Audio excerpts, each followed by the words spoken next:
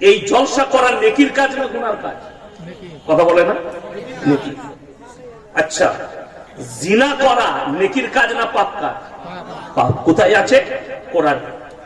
এই কোরআন নামানো আছে সামনে, ওয়ালা তাকরাবুজ জিনা ইন্নাহু কানা ফাহিশা ওয়া সাআ সাবিলা।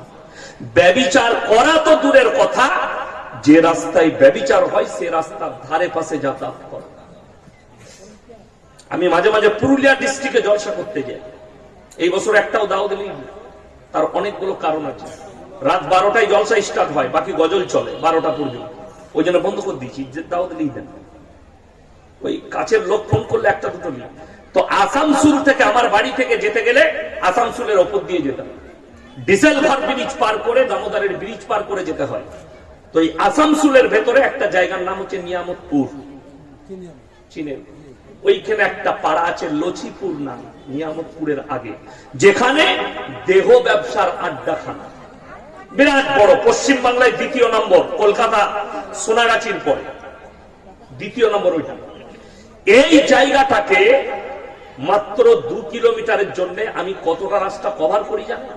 25 কিলোমিটার রাউন্ড মারি হাই রোডে, তারপরে গিয়ে আমি ডিসেলগড় ব্রিজে ঢুকি। ওই জায়গাটা যেন আমার চোখে না পড়ে।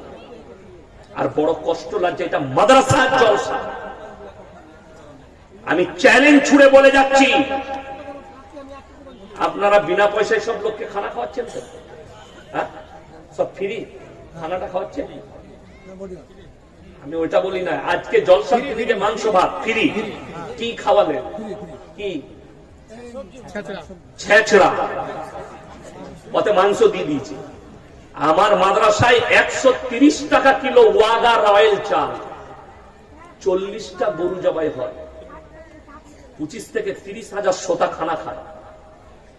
একটা যদি দোকান দেখাতে পারেন, চায়ের দোকান 4টা থাকে, তাছাড়া একটা মনোহারীর দোকান আর রাস্তায় একটা মেয়ে দেখালে আমি আমার মাদ্রাসা থেকে জুতোর মালা পরে এখানে ইস্তেগফার করতে আসবো। দেহ ব্যবসার আড্ডাখানা বসিয়েছেন এই মেলাটা। আমি রাস্তায় আসছি, আমার গায়ে ধাক্কা মারছে মেয়ে। ওই মেয়েটাকে হিন্দু, আপনার ঘরের বিটি, আমার ঘরের বিটি। আপনার জানা আছে?